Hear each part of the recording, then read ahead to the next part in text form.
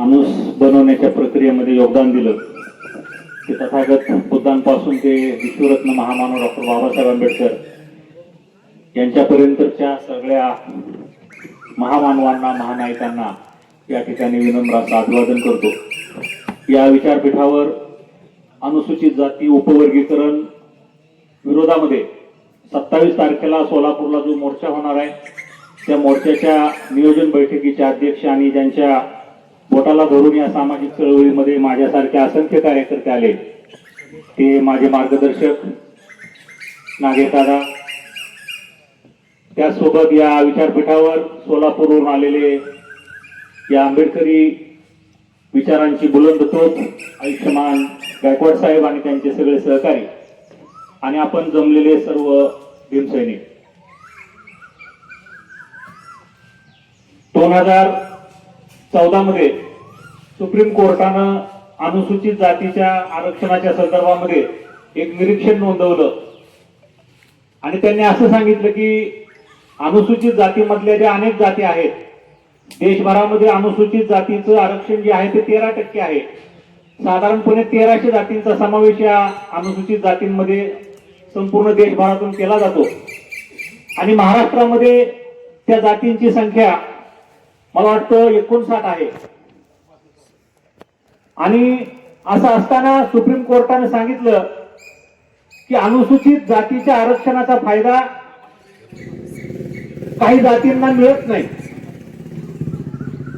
तर काही जातींना अनुसूचित जातीचा आरक्षणाचा फायदा जर मिळत नसेल तर मग याची जबाबदारी कुणाची? याची जबाबदारी राज्यकर्त्यांची का अनुसूचित जातीची पॉलिसी बनवलेल्या त्या आरक्षणाची? खरं तर सुप्रीम कोर्टानं शासनाला फटकारलं पाहिजे होतं की अनुसूचित जातीच्या आरक्षणाची तुम्ही व्यवस्थित आजपर्यंत अंमलबजावणी केली नाही। त्याच्यासाठी सुप्रीम कोर्टानं त्यांना डायरेक्शन दिल्या पाहिजे होत्या आणि त्यांना सांगायला पाहिजे होतं की अनुसूचित जातीमध्ये आणखीन अशा अनेक जाती आहेत की ज्यांच्यापर्यंत आरक्षणाचा लाभ पोहोचला नाही, तर त्या जातींसाठी तुम्ही विशेष कार्यक्रम राबवा। खरं तर सुप्रीम कोर्टाकडून भारतीय संविधानाला हे अपेक्षित आहे, पण भारतीय संविधानामध्ये 2 गोष्टी आहेत जे संविधानावर जीव ओवाळून टाकतात असे जे कार्यकर्ते आहेत, जे संविधानाला सर्वोच्च मानतात अशी जी लोक आहेत, त्यांना या 2 गोष्टी माहिती आहेत। संविधानामध्ये फार मूलभूत गोष्ट बांधवांनो या ठिकाणी मी तुम्हाला सांगतोय, संविधानामध्ये एक आहे कलम आणि दुसरं आहे त्या कलम तयार करण्याची भावना। ते कलम का तयार केले त्याच्या मागची भावना। तर आरक्षणाचं जे कलम आहे ते केवळ कलम नाहीये। मगाशी ओळ साहेबांनी सांगितलं की कोणत्याही जातीला आरक्षण नाहीये, एका क्लासला एका प्रवर्गाला आरक्षण आहे। आणि मग असं असताना जाती जातीमध्ये भांडण लावून या ठिकाणी मूळ आरक्षणाची जी संकल्पना आहे महामानव डॉक्टर बाबासाहेब आंबेडकरांनी दिलेली, त्या संकल्पनेला नख लावण्याचं काम या ठिकाणची व्यवस्था करू पाहते। परंतु त्यांना हे माहिती नाही की असं म्हणतात, तेच म्हणतात की dead Ambedkar is more dangerous than alive Ambedkar, म्हणजे मेलेले आंबेडकर हे जिवंत आंबेडकर पेक्षा जास्त खतरनाक आहेत। आणि या ठिकाणी गायकवाड साहेब हा सुपारी फोडायला एवढी माणसं जमलेली आहेत। 27 तारखेला लग्न आहे सोलापुरात, सुपारीला एवढी माणसं जमलेली आहेत। सोलापूर जिल्हा बघेल, महाराष्ट्र बघेल, सोलापूर हा बाबासाहेबांच्या विचारांचा बालेकिल्ला आहे आणि त्याच सोलापूर जिल्ह्यामधलं करमाळा सुद्धा बाबासाहेब आंबेडकरांच्या विचारांचा बालेकिल्ला आहे। या करमाळ्याला बाबासाहेबांच्या पावलांचा स्पर्श झालेला आहे। त्यामुळे मी आपला अधिक वेळ घेत नाही, थोडक्यात बोलतो की सुप्रीम कोर्टानं ज्यावेळेस हे निरीक्षण नोंदवलं आणि सांगितले की उपवर्गीकरण करा आणि हे उपवर्गीकरण करण्याचा अधिकार त्या राज्यांना दिला।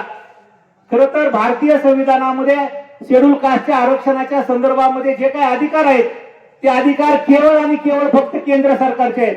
मुळात हा निर्णय चुकीचा आहे। राज्याला अशा प्रकारचं वर्गीकरण करण्याचा कोणताही अधिकार नाही। याचा पुरावा असा आहे की ज्या ज्या राज्यानं वर्गीकरण केलं, तेलंगणानं केलं, पंजाबनं केलं, ज्या ज्या राज्यानं वर्गीकरण केलं त्या राज्यामध्ये या वर्गीकरणाच्या विरोधामध्ये ज्या याचिका दाखल झाल्या 30 सेकंदाच्या आत त्या याचिका निकाली निघाल्या आणि त्या ठिकाणचं वर्गीकरण रद्द झालेलं आहे.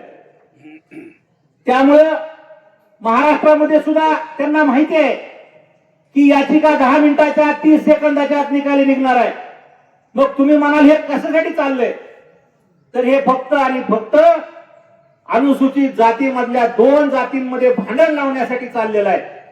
त्यांच्या कानामध्ये जाऊन सांगितलं की तुमच्या हिश्श्याचं सगळं महाराजांनी खाल्लं. कानात चांगलं वेगळं आणि त्याचा पुरावा असणं वेगळं. सुप्रीम कोर्टानं सांगितलं की आरक्षणाचं उपवर्गीकरण करण्यासाठी एक आयोग नेमा, एक कमिशन नेमा. महाराष्ट्र राज्यानं न्यायमूर्ती अनंत बदर यांचा कमिशन नेमला आणि यांचा कमिशन नेमल्यानंतर त्याचा अजून कसलाही डाटा उपलब्ध नाहीये. तो अहवाल अजून सार्वजनिक झालेला नाहीये. त्या अहवालामध्ये अजून आकडेवारी त्या अहवालातली समोर आलेली नाहीये.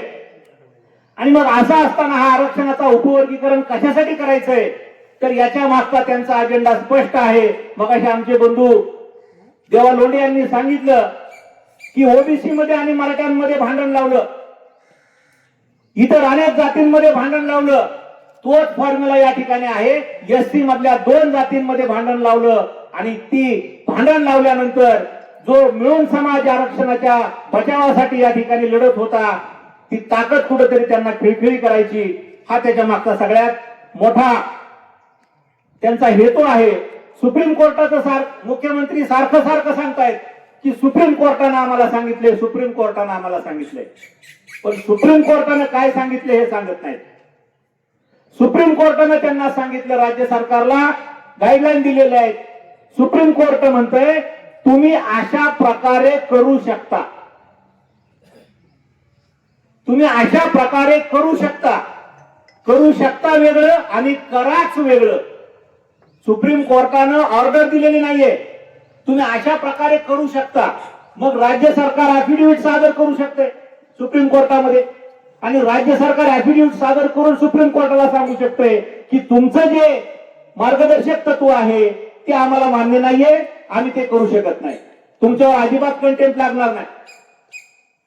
या सगळ्या गोष्टी माझ्यासारख्या करमाळ्यातल्या सामान्य कार्यकर्त्याला कळतात. मग राज्यकर्त्यांना कळत नसतील का? तर बांधवांनो, हे सगळं राज्यकर्त्यांना कळतंय. त्यांचा उद्देश आहे तो फक्त आणि फक्त आपल्यामध्ये भांडण लावायचं आहे. याच्याही पुढे जाऊन मी तुम्हाला सांगतो, जर आरक्षणाचं उपवर्गीकरण जर झालंच तर ते लोकसंख्येच्या आधारावर फार मोठा त्याच्यामधला तो घटक आहे. लोकसंख्येच्या आधारावर उपवर्गीकरण आणि एससी मध्ये सगळ्यात जास्त जो वाटा जर मिळेल तो महारांना मिळेल, किमान 8% वाटा मिळेल. मग तुम्ही म्हणाल आपल्याला सेपरेट जर 8% मिळत असेल तर मग आपण विरोध का करतोय, हाही प्रश्न आहे. विरोध याच्यासाठी करतोय की ही जी संविधानामधली जी प्रक्रिया आहे आरक्षणाची, खास करून एससी एसटी ओबीसीची, ती प्रक्रिया या सगळ्या जातींना एकत्र करण्याची प्रक्रिया आहे. बाबासाहेब आंबेडकरांचा उद्देश फक्त या जातींना आरक्षण देणं एवढं नव्हता, तर या ब्राह्मणी व्यवस्थेनं हजारो वर्षापासून या लोकांना गुलाम बनवलं होतं आणि या गुलामांना एक संघ ठेवण्याची व्यवस्था म्हणजे आरक्षण व्यवस्था आहे. आणि मग ही आरक्षण व्यवस्था गुलामांना गुलामीची जाणीव करून देणारी व्यवस्था आहे. बाबासाहेब म्हणतात गुलामाला जर गुलामीची जाणीव करून दिली तर तो बंड केल्याशिवाय उठणार नाही. केवळ बंड होऊ नये म्हणून गुलामांच्या अंतर्गत एकमेकांबरोबर झगडा लावायचं षडयंत्र ही ब्राह्मणी व्यवस्था बांधवांनी या ठिकाणी करते. त्यामुळं आरक्षणाच्या उपवर्गीकरणानंतर जर कल्पना करा मिळालं, आपल्याला जास्त जरी मिळालं तरी आम्हाला तो नको आहे. का नको आहे याचं कारण ते संविधानाच्या विरोधात आहे. आणि जी जी गोष्ट संविधानाच्या विरोधात आहे त्या गोष्टीला आम्ही आमच्या शेवटच्या श्वासापर्यंत विरोध करत राहू, या ठिकाणी एवढंच सांगतोय. आणि माझी एक विनंती आहे सोलापूरहून आलेल्या सगळ्या ज्येष्ठ मंडळींना की आता माननीय आनंदराज साहेबांनी जो आदेश दिला होता मुंबईचा मोर्चा झाल्यानंतर की प्रत्येक जिल्ह्यामध्ये मोर्चा झाला पाहिजे, त्यांच्या आदेशाची अंमलबजावणी जोरदारपणे सुरू आहे. मोठमोठे मोर्चे निघत आहेत. लातूरचा मोर्चा खूप मोठा झाला आणि प्रत्येक मोर्चा मागे झालेल्या मोर्चाचा विक्रम मोडतोय. त्यामुळे सोलापूरचा मोर्चा कसा होईल हे सांगायला कुठल्या 3.5% ज्योतिषाची गरज नाहीये. माझी आपल्याला केवळ एवढीच विनंती आहे की आता जिल्हावार मोर्चे आपण करतोय, परंतु हे करमाळ्यातला सामान्य भीमसैनिक म्हणून मी तुम्हाला विनंती करतोय की तालुक्यामधून सुद्धा मोठ्या प्रमाणावर हे मोर्चे झाले पाहिजेत आणि करमाळा तालुक्याचा मोर्चा या आंबेडकरी विचारांचा बुलंद आवाज नागेदादांच्या नेतृत्वाखाली या ठिकाणी निघावा आणि त्या ठिकाणी आपण सगळ्यांनी मोठ्या ताकदीनं त्या मोर्चामध्ये सहभागी व्हावं अशी या ठिकाणी मी आपल्याला विनंती करतो. आणि सोलापूरच्या मोर्चामध्ये मी या आरक्षणाचा लाभ घेतलेले कर्मचारी आहेत. बाबासाहेब आंबेडकर असं म्हणतात की तुमच्या कमाईचा 20% हिस्सा समाज हितावर खर्च करा. पे बॅक टू सोसायटी मान्यवर काशीराम साहेबांनी हा सिद्धांत आपल्या समोर मांडला होता.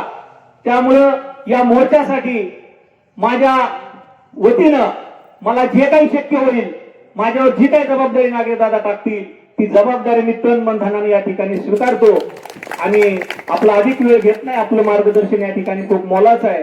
आपण सगळ्यांनी मला ऐकलं, मला बोलण्याची संधी दिली, त्याबद्दल मी आपले आभार व्यक्त करतो. जय भीम.